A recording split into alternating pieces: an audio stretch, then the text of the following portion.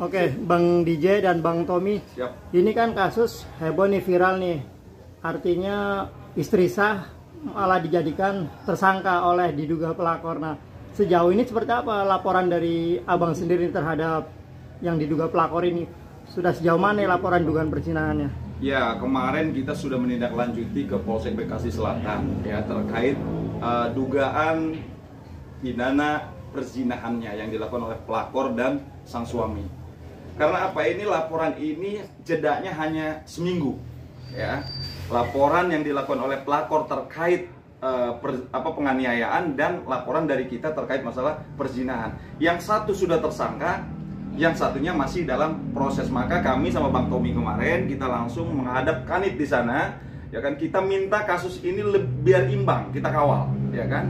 Jadi biar imbang, karena apa? Ini kan sebetulnya yang jadi korban adalah klien kita, orang yang terzolimi, istri sah yang ibaratnya dihianati oleh salah satu karyawannya yang bernama DNA. Ternyata dia bermain dengan suaminya. Kita ada kemungkinan kita dalam tanda kutip apa yang akan mereka lakukan nih, bisa-bisa nih ngambil kantor, ngambil istrinya, kalau selesai diangkut semua gitu. Nah, itu patut kita curigai. Karena apa? Karena dalam konteks laporan perzinahannya sebetulnya dari awal ketika klien saya mendapatkan klarifikasi dari mereka, klien saya sebagai manusia yang punya hati, ya dia tidak akan mengambil langkah hukum. Yang penting si pelakor ini jera. Yang penting pelakor ini jera, dia tidak ulangi lagi perbuatan perzinahan tersebut ya dengan suaminya. Udah damai, udah tanda tangan. Kenapa 1 minggu kemudian dia bergerak di luar dugaan klien saya? Malah dia membuat laporan penganiayaan, padahal yang disebut pasal 351 unsurnya mesti jelas ya. Ada kesengajaan, ya kan? Kesalahan yang dibuat disengaja untuk melukai. Oke? Ada akibatnya apa? Luka berat. Dengan luka berat akibat perbuatan tersebut dia tidak bisa bekerja. Ini kan dia biasa-biasa aja. Jadi kalau dikatakan pasal 351 ya, dugaan tindak pidana pasal 351 ini nggak make sense kalau menurut saya. Ya nggak Bang Tommy? Iya. Ini terlalu dibuat-buat. Kalau penganiayaan ringan mungkin masih bisa masuk lah ya, karena dia melemparkan kopi yang diminum ke badannya. Artinya air ada basah ya kan? Atau ada gerakan yang spontan. Nah itu bisa aja kalau itu dikatakan kontak fisik, penganiayaan ringan yang juga tidak disengaja kesalahan tersebut. Ini kan adanya hubungan sebab akibat. Sebabnya dia berselingkuh dengan suaminya, dia mengambil suaminya. Ya akibatnya wajar lah kalau minta klarifikasi, sebagai manusia normal dia emosi. Jadi kalau bicara pasal 351 KUHP, unsurnya kalau pandangan saya sebagai dokter hukum pidana nggak masuk ya. Ingat, dalam teori hukum pidana itu ada yang disebut ya, bahwa pembuktian itu harus lebih terang daripada cahaya. Jadi kalau buktinya masih belum jelas, ini kan kejadian aja di dalam mobil, yang tahu hanya klien kita dengan Dava sama ibunya. Artinya tidak ada orang lain yang tahu gitu loh. Bagaimana mereka bisa mengatakan bahwa klien kita Bu Aina ini bersalah melakukan penganiayaan yang menyebabkan luka berat. Nah ini jadi enggak, ini harus saya garis bawahi, itu nggak masuk ya gitu. Kemudian nanti untuk masalah perzinahannya saya sama Bang Tommy kemarin sudah mendatangi Polsek, mereka merespon dalam waktu dekat katanya segera akan ditetapkan tersangka. Nanti Bang Tommy akan menjelaskan secara detail. Gimana Bang Tommy? Apa bukti-bukti dugaan perzinahannya itu? Baik, kemarin kita sudah menghadap berdua ya ke Kanit Polsek Bekasi Selatan. Dari pembicaraan kita berdua dengan Kanit, dan kita Kanit tuh bersedia atau tuh berjanji kepada kita untuk kasus ini akan menaikkan kasus yang 284-nya. Dan 351 pihak Kanit juga berjanji juga dia, dan berjanji dalam waktu dekat setelah 284-nya naik proses tersangka dari keduanya antara si DF dan siapa HT. Nah itu dua-duanya naik tersangka, kemudian baru 351-nya melakukan panggilan BAP tersangkanya 351. Tetapi di situ saya sempat berdebat masalah unsur dan material yang menjadikan Aina sebagai tersangka. Saya sempat berdebat di situ karena waktu kita berbicara berdua, datang penyidiknya dan kita melakukan dialog dan sama-sama memberikan suatu pandangan bahwa kasusnya Aina ini dari mana posisi unsur yang diterapkannya Aina sebagai tersangka. Nah, saya minta materialnya apa aja, dari mulai alat bukti, mulai saksinya saya minta. Nah, kebetulan saya dan Kanit pun berdialog dan sama-sama sharing, dan pihak Kanit pun juga memberikan ruang bahwa penyidik akan membantu apabila kita mempunyai bukti yang kuat untuk melunturkan 351-nya. Nah, sini kita sama-sama mengawal kasus ini sehingga material yang dipakai untuk menjerat Aina sebagai tersangka ini apakah sudah cukup bukti, alat buktinya sudah cukup. Nah, itu ntar nanti kalau kita dipanggil atau Aina dipanggil, kita mendampingi dia sebagai tersangka, ya. Sampai detik ini belum ada panggilan Aina sebagai tersangka, tapi di dalam SPDP-nya itu diterterakan Aina adalah tersangka dari kasus 351 di SPDP, ya. Tapi untuk panggilan sebagai tersangka belum, gitu. Jadi kita melihat bahwa dugaan dari Aina ini, kita masih melihat itikat baik dari kepolisian untuk bisa menyelesaikan ini. Apakah kasus ini akan bisa selesai di sama-sama pada posisi yang win-win solusi tadi, sama-sama naik ke permukaan? Apakah pihak Dava juga akan mencabut, atau kita mau lanjut kasus ini sesuai dengan fakta hukum yang fakta hukum yang benar-benar terjadi kepada Aina itu. Oke Bang Tommy, apa bukti kuat Abang nih yang bisa mematahkan tudingan dugaan penganiayaan itu? Apakah ada bukti dugaan perzinahan? Artinya kan ini tadi bilang sebab akibatnya, makanya Betul. Bu Aina berani melakukan ini kepada si DF kan, DN 284. ya. Buktinya apa? Dugaan perzinahannya, bukti kuatnya Bukti apa? 284 yang sangat kuat itu adalah pada waktu di apartemen si perempuan itu atau Dava itu dia check in duluan atau dia memesan kamar di apartemen tersebut, pertama. Yang kedua, pada waktu dia sama-sama masuk pun sudah ada dari pihak pihak resepsionis juga tahu, ada juga di situ. Di parkir juga tahu bahwa berdua itu masuk. Dan yang ketiga adalah petunjuk surat bahwa berdua itu sudah sama-sama memberikan surat bahwa mereka tuh benar-benar melakukan zina dan pengakuan bahwa dia udah yang melakukan. sudah ditandatangani bermaterai. Nah, itu sudah kuat ya. Unsurnya sudah sangat kuat. Kemudian itu kapan? Bang, itu kapan Bang dia?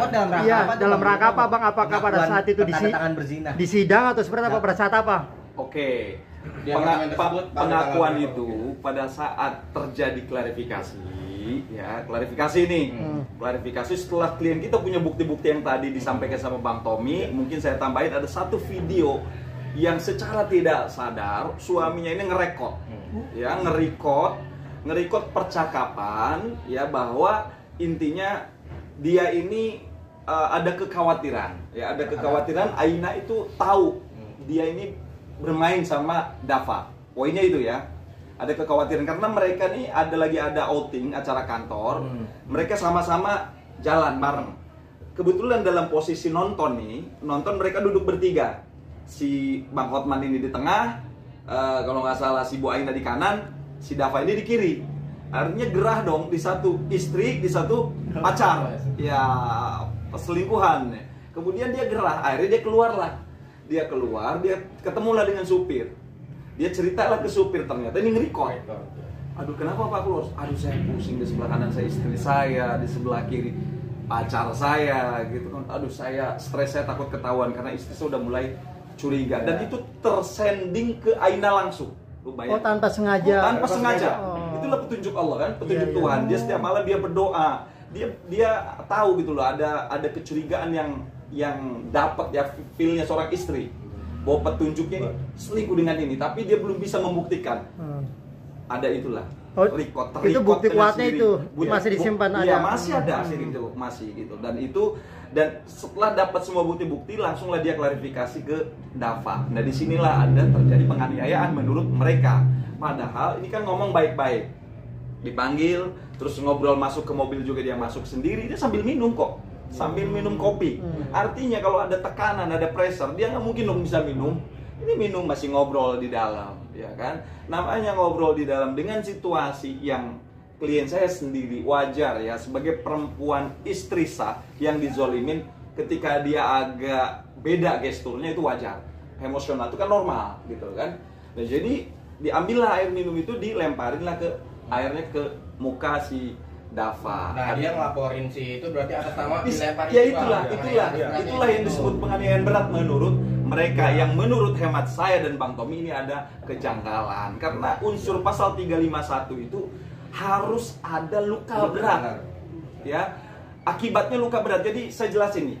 Ada 4 unsur dalam pasal 351 khususnya penganiayaan. Oke, yang pertama adalah adanya kesalahan ya, yang memang disengaja kesalahan itu untuk melukai seseorang. Itu yang pertama. Adanya kesalahan atau kesengajaan. Yang kedua, adanya perbuatan actus reus yang memang sengaja untuk melukai orang itu. Itu yang kedua. Yang ketiga, ada objeknya, siapa yang dilukainya. Harus bisa dibuktikan. Yang dilukainya ini siapa? Si Dava misalkan. Oke. Akibatnya apa? Luka berat. Ya, luka berat yang karena luka itu dia sakit, kemudian dia tidur, dia tidak bisa bekerja, dia tidak bisa beraktivitas. Itu baru kita bisa masuk unsur 351 seperti mohon maaf, MD yang rame.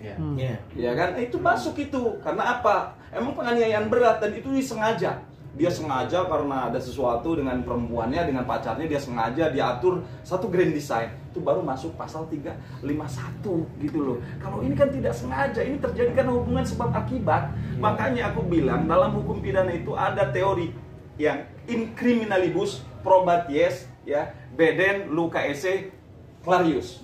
Jadi dalam perkara pidana, ya kan, pembuktian itu harus jelas, harus lebih terang daripada cahaya. Kalau kata Bang Oto, ya kan, itu jelas gitu loh. Jadi kalau nggak terang, nggak jelas, jangan sekali-kali kita, mohon maaf, menetapkan seseorang sebagai melakukan penganiayaan, misalkan sebagai tersangka, gitu kan. Ini terlalu jauh kalau menurut saya. Tapi kalau dia mau mengatakan penganiayaan ringan mungkin oke lah ya, gitu. Tapi kalau penganiayaan berat ini nggak ada, dan tidak ada niatan, tidak ada kesengajaan. Ini terjadi hubungan sebab akibat.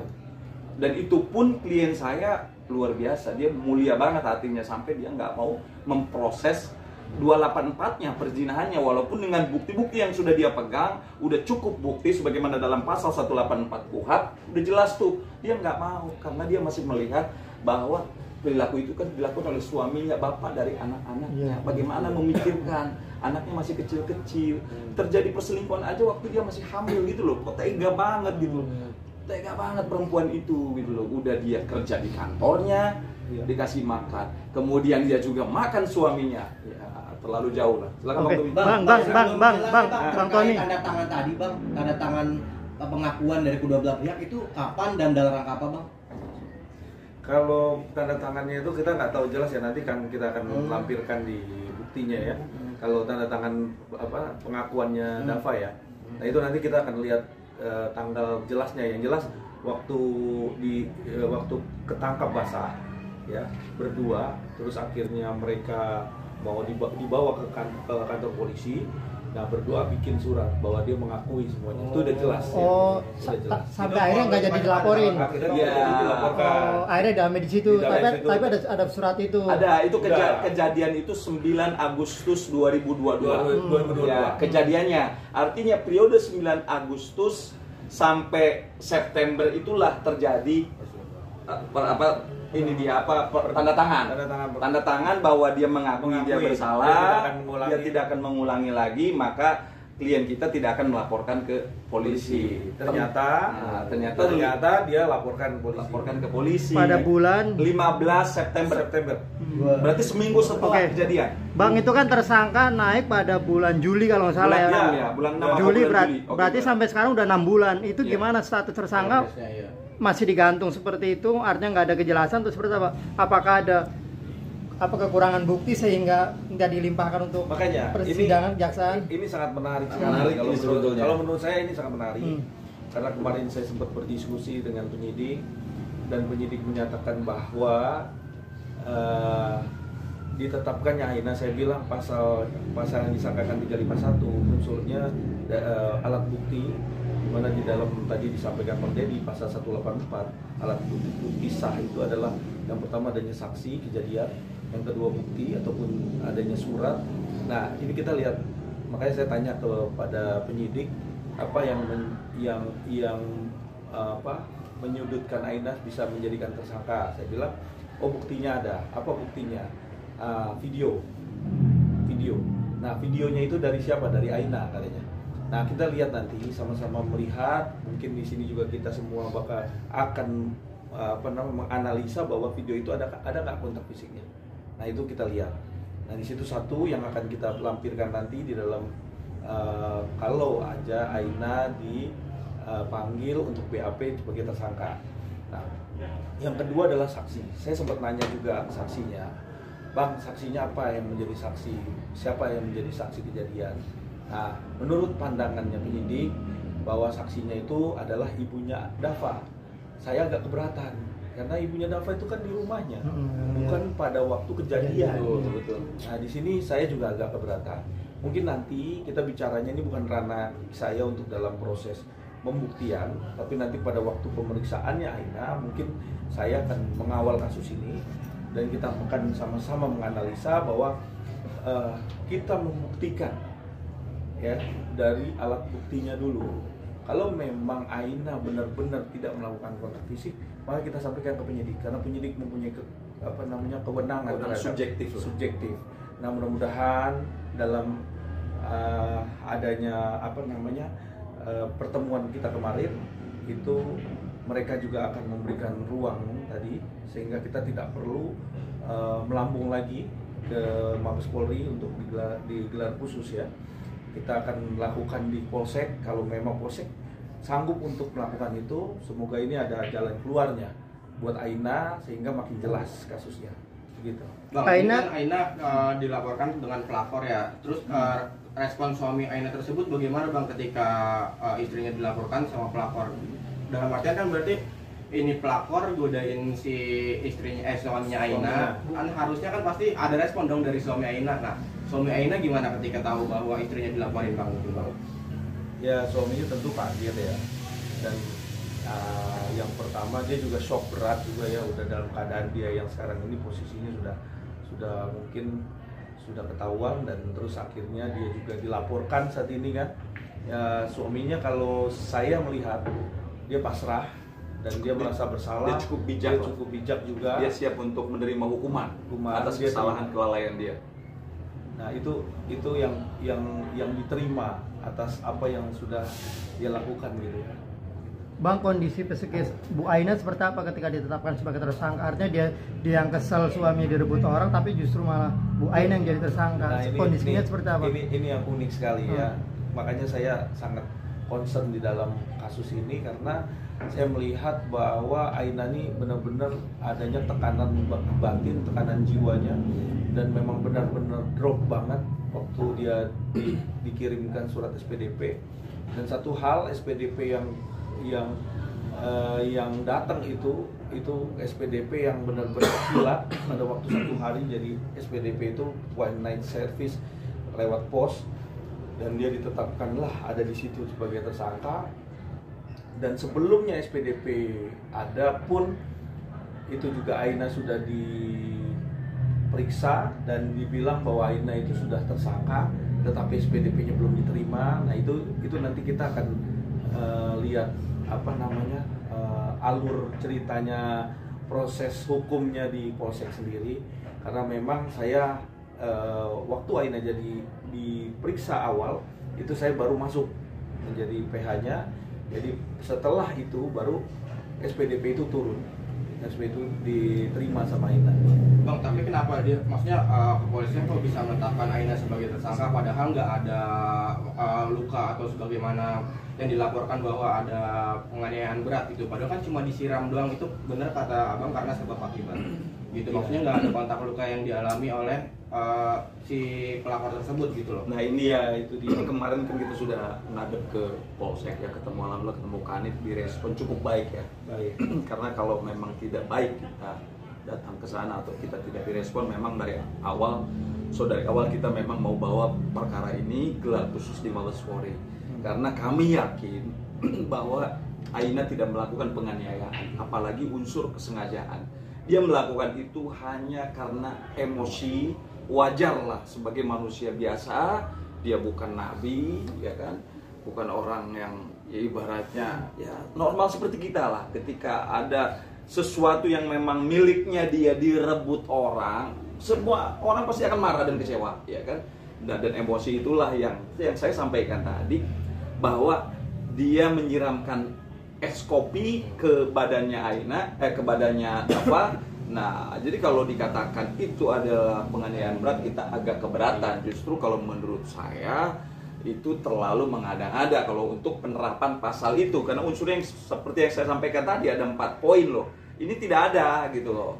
Tidak ada luka berat. Dia malah setelah itu dia langsung menikah kan dengan pacarnya gitu. Jadi indikasi penganiayaan penerapan pasal 351 itu kalau menurut saya sebagai dokter hukum melihat itu ada kejanggalan. Dan fokus klien kita saat ini bagaimana hak hukumnya beliau ya, dia akan berjuang secara totalitas, minta dikawal kepada kita supaya betul-betul dia ditetapkan sebagai tersangka dalam dugaan tindak pidana perzinahan. Supaya apa? Tidak ada ruang dan tempat untuk pelakor. Supaya ini menjadi role model, menjadi contoh bahwa menjadi pelakor itu adalah sesuatu yang bertentangan dengan konstitusi, bertentangan dengan norma, bertentangan dengan akhlak dan akidah gitu loh. Jadi fokus kita adalah 284 dari DNA dari Dava segera ditetapkan sebagai tersangka, tangkap dan tahan, itu target kita. Nah, terakhir Bang, ini ada info terbaru juga, salah satu tim kuasa hukum DN juga mengundurkan diri nih Bang. Gimana tanggapan dari Abang sendiri nih? Nah ini kita sebetulnya itu bukan ranah kita ya, tapi kalau kita diminta kenapa dia mengundurkan diri, ya mungkin orang kalau puas itu nggak mungkin mengundurkan diri, berarti terjadi something wrong. Mohon maaf nih, ada sesuatu yang membuat lawyernya ini marah dan kecewa.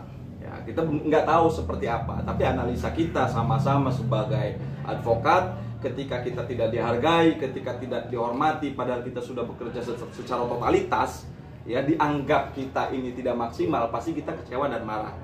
At least ya ujung-ujungnya kita pasti akan mengundurkan diri jika tugas yang diamanahkan kepada kita itu tidak dipercaya betul gitu lah, atau malah dia berpikir yang aneh-aneh, misalkan mencurigai atau segala macam, itu ya pasti kita juga akan mengundurkan diri kalau klien kita berperilaku seperti itu. Artinya ada ketidakpuasan dari pengacaranya, ya kan?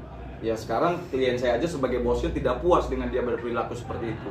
Ya kalau lawyernya juga diperlakukan seperti itu, berarti emang orang ini udah karakter, ya udah berkarakter berperilaku yang tidak baik. Makanya saya bilang dalam konteks 284 perzinahannya kita akan kawal sampai titik darah penghabisan, ya Bang Tommy. Siap. Supaya tidak ada ruang dan tempat bagi pelakor di negeri ini. Siap, mantap.